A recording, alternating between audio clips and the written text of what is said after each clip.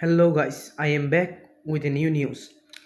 পুরো জীবন একসঙ্গে কাটানোর প্রতিশ্রুতি দিয়ে বিয়ে বন্ধনে আবদ্ধ বরকনে, কিন্তু সেই বিয়ে যদি 3 মিনিটেই ভেঙে যায় তাহলে কি বলবেন? কুয়েতের একটি ঘটনা। বিয়ের আনুষ্ঠানিকতা শেষে নবদম্পতি আদালত কক্ষ থেকে বের হচ্ছিলেন। একটু এগিয়ে গিয়েই হোঁচট খেয়ে পড়ে যান নববধূ। তাকে নির্বোধ বলে উপহাস করেন নতুন বর। এরপরে যা ঘটল তা অনেককেই ভাবাচ্ছে। নতুন বরের তিরস্কারে নববধূ এতই ক্ষুব্ধ হন যে তিনি আর এক পা সামনে না এগিয়ে আদালতে ফেরত যান। বিচারকের কাছে পুরো ঘটনা বর্ণনা করেন এবং তখনই বিচ্ছেদের আবেদন জানান।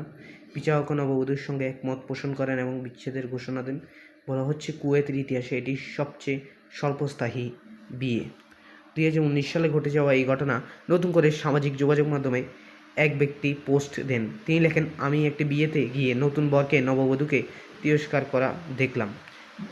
কুয়েতের ওই নারী যে কাজটি করছেন, এই কনের তেমনটা করা উচিত ছিল। নেটিজেনরা বলছেন, পরস্পর প্রতি পরস্পর যদি সম্মান না থাকে তাহলে ছেড়ে যাওয়াই ভালো। এর আগে 2004 সালে যুক্তরাজ্যের ম্যানচেস্টারে স্কট ম্যাককি ও ভিক্টোরিয়া অ্যান্ডারসনের বিয়ের আনুষ্ঠানিকতা মাত্র 1.5 ঘন্টার মাথায় ভেঙে গিয়েছিল। কনের বান্ধবীদের সঙ্গে বরের ঘনিষ্ঠতা দেখে ক্ষুব্ধ হয়ে ওই বিয়ে ভেঙে দিয়েছিল কনে।